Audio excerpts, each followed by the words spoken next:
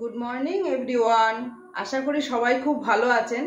আজকে সকালেই ব্লগটা শুরু করলাম। আজকে আমি মায়ের বাড়িতে যাচ্ছি একটু ঘুরতে। তা চলুন মায়ের বাড়িতে সারাটা দিন আমি কিভাবে কাটাই, মায়ের বাড়িটা কেমন, সেটাই আপনাদের সাথে আজকে শেয়ার করব।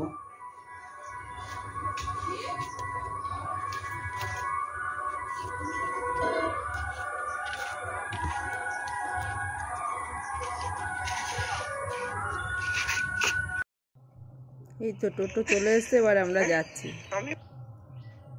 এই তো টোটো চলে এসছে, এর টোটোতেই যাব। ওর নাম কালু, ওর সাথেই যাই আমরা বেশিরভাগ। উঠে পড়লাম টোটোতে, বাবানকে বললাম ঠিক করে বস, এক্ষুনি ছাড়বে টোটোটা। এই তো আমরা যাচ্ছি এবার। বাড়ির সামনেই রাস্তাটা, সামনেই এর আগে দেখিয়েছিলাম যে আমাদের এখানে ব্রিটিশ আমলের যে রাস্তা, সেই রাস্তাটা এবার উঠব। এই যে সামনে বটগাছটা, বটগাছের নিচেই শনি মন্দির, পেছনে দুর্গা মন্দির আছে। এই তো বটগাছের পাশ দিয়ে যাচ্ছি। অনেক লোক এসে এখানে বসে, জানেন, গরমকালটা না খুব শান্তি দেয়, প্রচুর মানুষকে স্বস্তি দেয় এই গাছতলাটা। এবং বৃষ্টি হলেও অনেকে এসে বসতে পারে, আশ্রয় নিতে পারে গাছটার তলায়। এই তো সামনে দিয়ে যাচ্ছি, যে মন্দিরটা, এটা বড় মার মন্দির। খুব জাগ্রত, জানেন এই ঠাকুরটা। এখানে বড় মার মন্দিরে অনেক লোক উপোস করে কালী পুজোর সময় আসে। এই যে সামনে হচ্ছে মাঠ। এই তো আমরা পৌঁছে গেলাম বাড়ির সামনে। রাস্তাতেই নেমে পড়লাম, কারণ টোটোটা আবার আরেক জায়গায় যাবে, তো সেই কারণে। এই যে আমার বাড়ির সামনে, আমার মা বাবার স্বপ্নের বাড়ি।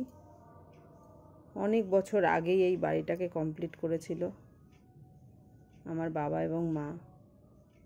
বাবা এই বাড়িটার নাম নিজেই ঠিক করেছিল, বাড়িটার নাম তাই দিয়েছিল অনন্যা। এই যে গেট, এই যে ছেলে ঢুকছে। আমার বাবা এখন নেই, অনেক বছর আগেই, 11 বছর হয়ে গেল, হার্ট অ্যাটাকে বাবা চলে গেছে। এই গেটটা না আগে ছোট ছিল, এখন বড় করেছে বাবা থাকতেই, সেইটা বলবো আপনাদের। এই যে নিচের তলাটা, এখানে ভাড়া থাকে, দুটো ফ্যামিলি আমাদের নিচের তলায় ভাড়া আছে। সামনের দিকটা একটা ফ্যামিলি থাকে, আর ভেতর সাইডে একটা ফ্যামিলি থাকে। এই একটা বৌদি, এরা ফ্যামিলি নিয়ে থাকে, এরা দুজন এবং তার দুটো মেয়ে আছে। এই একটা মেয়ে, আর একটা মেয়ে মনে হয় ভেতরে আছে, দেখাবো চলুন। এই তো ভেতরটা, এই গাছগুলো বাবার হাতেতেই লাগানো। এই আম গাছটা, এটা আম্রপল্লী গাছ। এটা হচ্ছে গ্যারেজ। আমার বাবা চলে যাওয়ার ঠিক 15 দিন আগে গাড়ি কিনেছিল, 4 হুইলার। এবার গাড়ি রাখার জন্য পরের দিনই মিস্ত্রি ডেকে গ্যারেজটাকে তৈরি করে। তারপর রাস্তাটাকে আরও চওড়া করে বাঁধিয়ে দেয়, গেটটাকে ভেঙে আরও চওড়া করে। এইসবগুলো সব করা কমপ্লিট যেদিন, গ্যারেজও কমপ্লিট, ঠিক তার পরের দিনই আমার বাবার হার্ট অ্যাটাক করে এবং বাবা আমাদের ছেড়ে চলে যায়। ব্যাস, আর কি বলবো, দুঃখ নেমে আসলো সবার জীবনে আমাদের। এভাবেই চলতে থাকলো দিনগুলো, কিছু তো আর করার নেই। তা যাক, কি আর করা যাবে, সারা জীবন এইভাবেই দুঃখ নিয়েই থাকতে হবে। এই যে এই বাচ্চাগুলো দেখছেন, এরাও নিচের ঘরে ভাড়া থাকে। এই সামনের বাড়ির একজন, আর এই ঘরে একজন। এই একজন মাসি হয়, এও আমার মাকে খুব দেখাশোনা করে, মার কাছে যায়, গল্প করে। এই হচ্ছে ঘরে ঢোকার গেট। এই হচ্ছে ঘরে ঢোকার গেট। ঢুকে পড়লাম, দরজাটা দিয়ে নিই, দাঁড়ান। দরজাটা দেওয়ার পরে আমি উপর দিকে উঠবো। দোতলাতেই মা থাকে, নিচতলা ভাড়া, তো সেই জন্য মা দোতলাতে থাকে। আমরা মাঝে মাঝে আসি, ভাই আসে, ভাই আছে আমার, ভাইয়ের বউ আছে, ভাইয়ের ছেলে আছে, ওরা কল্যাণীতে থাকে। মাঝে মধ্যে আসে, চাকরি সূত্রে বাইরে থাকে, সেই জন্য যখন আসে তখন মাঝে মধ্যে এখানে চলে আসে। এই যে আমার মা এখন ব্যস্ত রান্না বান্নায়। যাই ভেতরে যাই, মেয়ে চলে এসছে, মেয়ের সঙ্গে দেখা করি। এই তো, কিরে সোনা, এই তো মেয়ে চলে এসছে। এই একটা ঘর, এখানে ঠাকুর পেতেছে মা। এই যে ঠাকুর লক্ষ্মীনারায়ণ, লক্ষ্মী ঠাকুরটা মা বাবা অনেক আগে, অনেক বছর আগে, আমরা তখন কোয়ার্টারে থাকতাম তখন প্রতিষ্ঠা করেছিল, কিন্তু নারায়ণটা বাবা যে বছর চলে গেল সেই বছরই পুরী থেকে আনা হয়েছিল, নিয়ে পরে প্রতিষ্ঠা করা হয়েছিল। এইটা অ্যাকচুয়াল ঠাকুরঘর ছিল না, পরে করেছে মা, তার কারণ ওপরে ছিল ঠাকুরঘরটা, ওই যে দেখুন।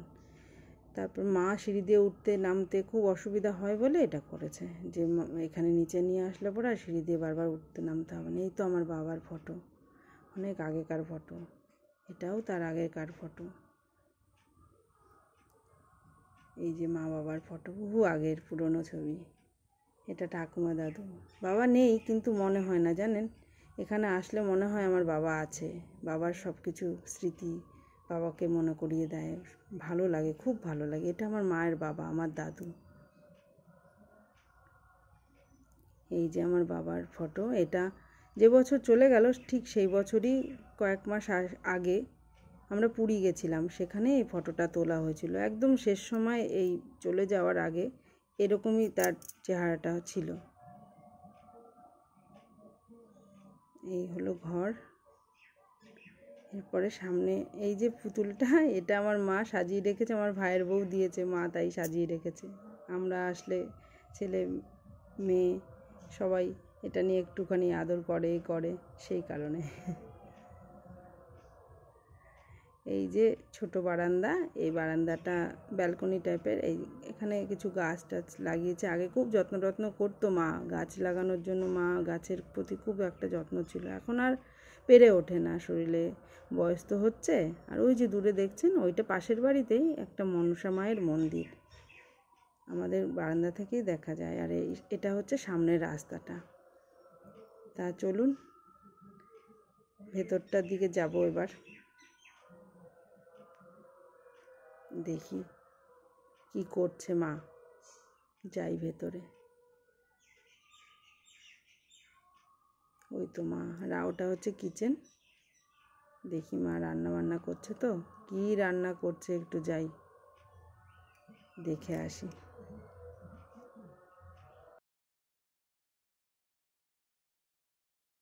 কি করছে এটা? প্রথমে এটা করছি তেল দিয়ে, বেগুন দিয়ে, মাছের তেল, বড় কাতলা মাছের একটা তেল দিয়ে বেগুন দিয়ে করছি।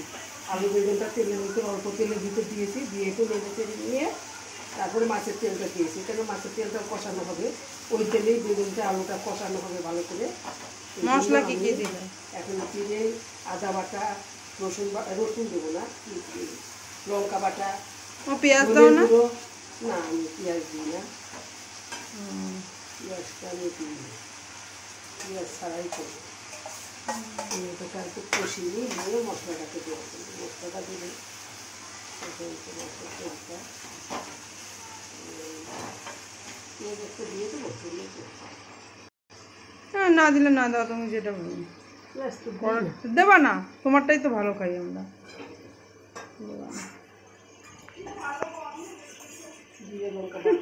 সব মাছের তেলে তরকারি খাওয়ার পোকা, ওর বাবা একজন ভীষণ ভালোবাসে, যত মাছে কিছু কিছু মাছের তেল আমাদের অনেক উপকার দেয়, সেটাও ঠিক।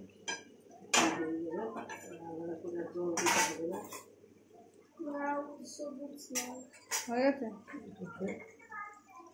বাবা, এটা একটু ঢাকার দরকার আছে। হ্যাঁ হ্যাঁ হ্যাঁ,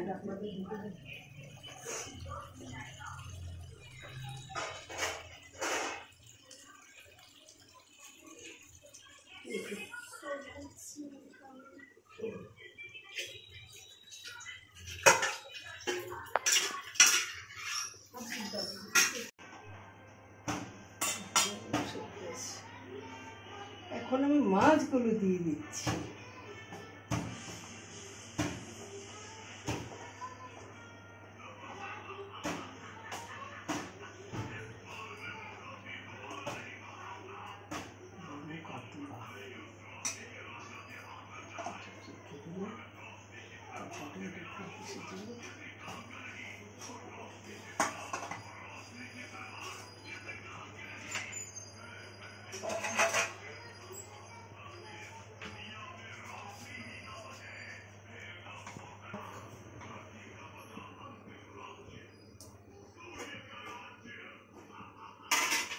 ধনে পাতা দিয়ে দিলি তো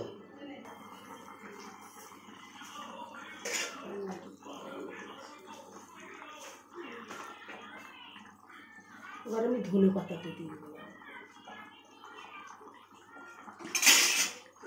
সব মশলা টসলা সব দেওয়া হয়ে গেছে, এরপরে আবার ফুটে উঠলে নামিয়ে এই ধনে পাতা দিলে খুব ভালো লাগে, মনে হয় শীতকালের মাছের জল। পুরো একটু ঢেকে দিই, মাছটাও সেদ্ধ হয়ে যাবে, আর ওটা একটু কাঁচা আছে সেদ্ধ হয়ে যাবে। ঠিক আছে,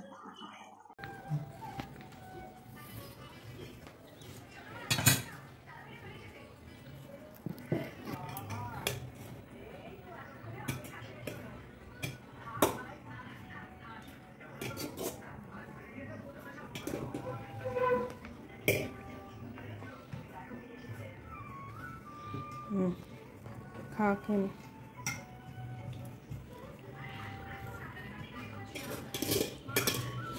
মা, তুমি বসো। মাম ঘুম থেকে উঠে অল্প একটু খাবে, তারপরে যাবে, আমরা খেয়ে নিই।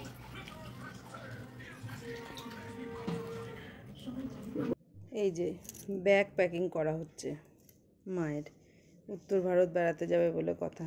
এদিকে চারিদিকে কি বৃষ্টি কি বৃষ্টি, কি করবে জানি না। যাই হোক, প্যাকিং তো করতে হবে, সময় চলে আসলো। 14 তারিখে যাবে অগস্টের। এই মোটামুটি গুছানো হয়েই গেছে, দুটো চুড়িদার বাকি আছে, সেই চুড়িদারগুলো আমি ভরে দিই, আর বাদ বাকি যা আছে পরে আস্তে আস্তে আবার নেওয়া হবে। কী করে যে নেবে এই দুটো ভারী ব্যাগ, তার সাথে সাথে আর হ্যান্ড ব্যাগ নিতে হবে, ভ্যানিটি ব্যাগ নিতে হবে। তাই তো বলছি, মা তুমি কী করবা। এদিকে ট্রলি ব্যাগ দিয়েছিলাম, না ট্রলি নেব না, ট্রলি নিলে পরে ভারী হয়ে যায়, এটা বলছে। সে কারণে এই ব্যাগই নেবে সে। আবার বাসে করে যাচ্ছে, এবার বাসে না হলে পরে ট্রলি ঢুকবে না, উপরে ছাদে নিতে হবে, এইসব বলছে। সেই কারণে এটাই দিয়ে দিলাম ঠিক করে, রেডি করে। যাক, যা ভালো বোঝে সেটাই করুক। বললাম ঠিক আছে, সাবধানে যেও, আর কি। একটু মানুষ কাউকে বলবে যে হেল্প করে দিতে, ব্যাগটা যাতে ধরে দেয়। আশেপাশে আরও কয়েকজন যাচ্ছে সাথে, তাদের হেল্প নিতে পারবে মা অবশ্য। এক্ষুনি টোটো চলে আসবে, বাড়ি ফিরে যাব। তা ব্লগটা আজকের মতো এখানেই শেষ করছি। সবাই ভালো থাকবেন, ভালো রাখবেন, আর লাইক শেয়ার কমেন্টের মাধ্যমে জানাবেন আজকের ব্লগটা কেমন লাগলো, আর পাশে থাকা বেল আইকনটা প্রেস করে দেবেন। থ্যাংক ইউ সবাইকে।